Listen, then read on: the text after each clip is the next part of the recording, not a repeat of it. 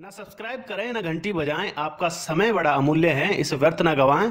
अगर आपको ये वीडियो अच्छा लगता है तो इसे देखें, वरना अपनी पढ़ाई में लग जाए। हमारे सब्सक्राइबर से ज्यादा आपका समय कीमती है। नमस्कार दोस्तों, डीएस में आपका बहुत बहुत स्वागत है। कनिष्ठ सहायक की भर्ती आ चुकी है और आप इसकी तैयारी भी जोर शोर से कर रहे होंगे। इसी में थोड़ा सा सहयोग हम आपके लिए लेकर आए हैं। एलडीसी कनिष्ठ सहायक 2018 के लिए अति महत्वपूर्ण प्रश्नों की डेली प्रैक्टिस। आज प्रैक्टिस नंबर 2 क्विज है ये। आइए प्रैक्टिस स्टार्ट करते हैं और देखते हैं आपका पहला सवाल। हाल ही में किस आईटी कंपनी के सीईओ को 38 करोड़ यानी 2525 करोड़ रुपए नगद पुरस्कार दिए जाने की घोषणा की गई है? आपको उस आईटी कंपनी का नाम बताना है। यहां पर आपके ऑप्शन है गूगल, फेसबुक, याहू, स्नैपचैट। दोस्तों आपके पास 5 सेकंड है, आपको उस कंपनी का नाम बताना है। आप कमेंट भी कर सकते हैं। बताइए वो कौन सी कंपनी है। आपको कहीं पढ़ा होगा, अखबार में देखा होगा, न्यूज मीडिया में कल से चल रहा है। बताइए वो कौन सी कंपनी है। दोस्तों आपने आंसर पता किया, नहीं किया, कुछ बात नहीं, हम बता रहे हैं आपको आंसर। यहां पर आपका आंसर है गूगल। गूगल के सीईओ सुंदर पिचाई को इस हफ्ते 38 करोड़ यानी 2525 करोड़ रुपए का नगद पुरस्कार दिया जाएगा या मिलेगा। अगला क्वेश्चन आपके लिए यहां पर है, मॉडल जेसिका लाल के हत्यारे मनु शर्मा को माफ करने वाले जेसिका की बहन का क्या नाम है? तो आपको जेसिका की बहन का नाम बताना है। आपके ऑप्शन है दलबीर कौर, अब्रिंसपाल, सबरीना लाल और मालिनी करणी। तो मालिनी करणी, तो क्या नाम है दोस्तों उसका? आपको नाम बताना है। नोवेल किल जेसिका मूवी भी आई थी इस पर और दिल्ली में इस केस पर बहुत बवाल हुआ था और आज यहां पर इनको माफ कर दिया जा रहा है। बताइए क्या नाम है उसका, उस लड़की का नाम क्या है जिसने ये केस उठाया था। आपके लिए 5 सेकंड है, जल्दी कीजिए दोस्तों, आपको आंसर आना चाहिए। जब तक आप इस प्रकार से शॉर्टली आंसर नहीं सोच पाएंगे तब तक आप एग्जाम में बेहतर नहीं कर पाएंगे। इसी के लिए ये सारी प्रैक्टिस है। तो आप आपका आंसर बताइए दोस्तों। आपके लिए हम यहां पर आंसर ला रहे हैं। आंसर है सबरीना लाल। मॉडल जेसिका लाल के हत्यारे मनु शर्मा को जेसिका की बहन सबरीना लाल ने माफ कर दिया है। मनु इस हत्याकांड में 15 साल से उम्र कैद काट रहा है। मनु शर्मा इस हत्याकांड में 15 साल से उम्र कैद काट रहा है और इस पर नोवेल किल जेसिका पिक्चर भी आई थी और ये नेताजी का बेटा है। ऐसी कुछ कुछ बातें हैं। अगला क्वेश्चन दोस्तों यहां पर आपके लिए, किस देश में एक सरकारी बैंक ने रोबोट संचालित पहला मानव रहित बैंक शुरू किया है? कौन सा देश है वो जहां पर मानव रहित बैंक शुरू किया है, वहां पर रोबोट कार्य करेंगे? आपके ऑप्शन है चीन, जापान, अमेरिका, ताइवान। तो दिमाग लगाइए दोस्तों, ऐसा कारनामा कौन सा देश कर सकता है, क्यों किया है, कब किया है? आपने न्यूज में देखा होगा, पत्रिका में पढ़ा होगा। बताइए आंसर क्या है, कमेंट कीजिए दोस्तों। आपके कमेंट करने से आपके माइंड में हैबिट हो जाएगी आंसर देने की। जल्दी कीजिए। तो यहां पर आपके लिए आंसर है चीन। चीन के एक सरकारी बैंक ने बातचीत करने में सक्षम रोबोट को होलोग्राम मशीन जैसी सुविधाओं वाली देश की पहली मानव रहित बैंक शाखा शुरू की है। दोस्तों यह रोबोट वहां पर कार्य करेंगे। तो देखिए दोस्तों, नौकरियां किस प्रकार से खत्म हो रही है आप समझ सकते हैं।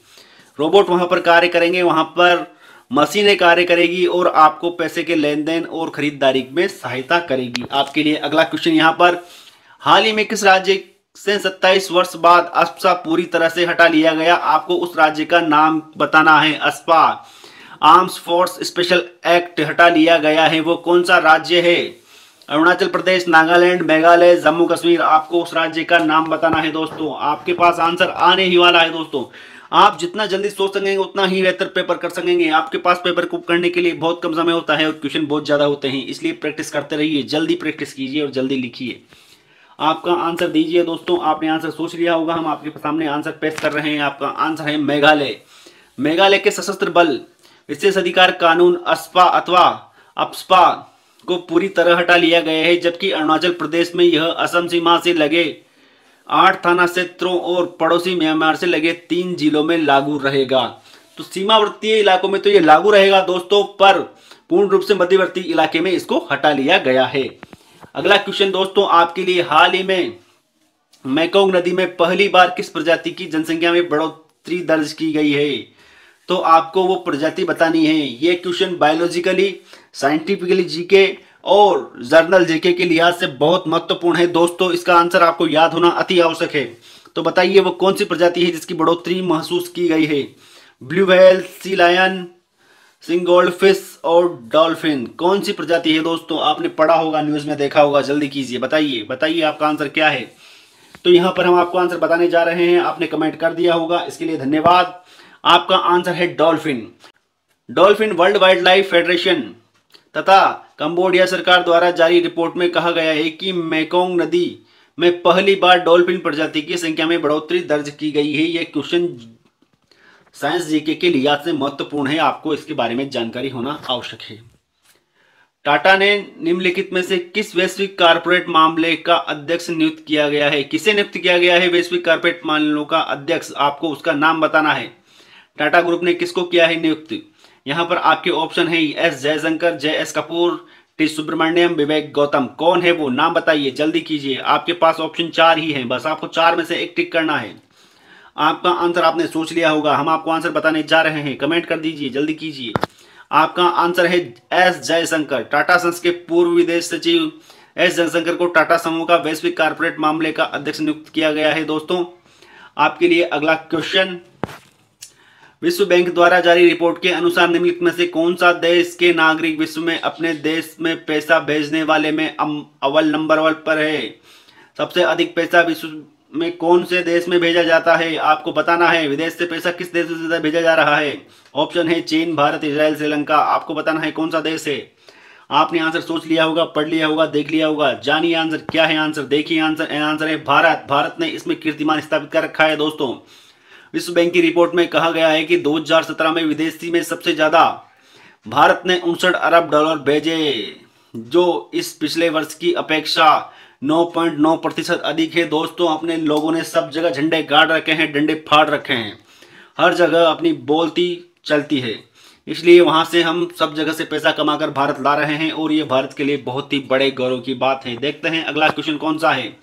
हाल ही में भारतीय नौसेना अकादमी के कमांडर के रूप में किसे नियुक्त किया गया है? यह बहुत महत्वपूर्ण क्वेश्चन है आने वाले एग्जाम की दृष्टि से और आपके जीके की दृष्टि से।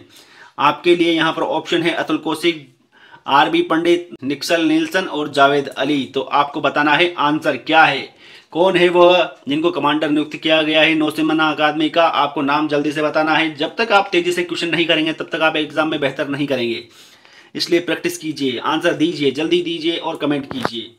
आपका आंसर है आरबी पंडित। भारतीय नौसेना अकादमी के कमांडर के रूप में आरबी पंडित को नियुक्त किया गया है। दोस्तों, और इसके बारे में जानकारी होना आपको अति आवश्यक है, क्योंकि जो करंट में घटनाएं घट रही है उसके बारे में जब तक आप नॉलेज नहीं रखेंगे तब तक आप एग्जाम में बेहतर नहीं करेंगे। इस बात को आपको समझना अति आवश्यक है। आपके लिए अंतिम और लास्ट क्वेश्चन इस प्रकार है। लगभग 2654 करोड़ के बैंक घोटाले में ईडी ने किस कंपनी को 1122 करोड़ की संपत्ति जब्त की है? आपको उस कंपनी का नाम बताना है। Diamond power infra limited, diamond forever limited, best diamond construct private limited, Indian stone sons and diamonds. कौन है वो, कौन सी कंपनी है? आपको नाम बताना है। आपके पास ऑप्शन स्क्रीन पर दिखाई दे रहे हैं, आप ऑप्शन पढ़िए और आंसर कमेंट कीजिए। क्या आंसर आएगा इसका आंसर आपको जल्दी बताना है। हम आपके सामने आंसर पेश कर रहे हैं। आपका आंसर है डायमंड पावर इंफ्रास्ट्रक्चर लिमिटेड। बैंकों से 2654 करोड़ रुपए की धोखाधड़ी करने मामले में प्रवर्तन निदेशालय यानी इंफॉर्मेशन डायरेक्टरेट ने बड़ी कार्रवाई की है। 2654 करोड़ रुपए के बैंक घोटाले में ईडी ने बड़ी कार्रवाई करते हुए डायमंड पावर इंफ्रास्ट्रक्चर लिमिटेड को 1122 करोड़ रुपए की संपत्ति, अचल संपत्ति कुर्क कर ली है, यानी कि जब्त कर ली है, वह सरकार के अधीनस्थ हो गई है। तो दोस्तों, आपको ये कनिष्ठ सहायक एलडीसी 2018 का अति महत्वपूर्ण प्रश्न डेली प्रैक्टिस क्विज कैसा लगा? इसके बारे में आपके सवाल हो, सुझाव हो, क्या बदलाव हो, इसके बारे में कमेंट जरूर कीजिए और बताइए कि किस प्रकार का बदलाव किया जाना चाहिए और कौन से क्वेश्चन इसमें शामिल किए जाने चाहिए। यह वीडियो देखने के लिए धन्यवाद। जय हिंद, जय भारत, वंदे मातरम।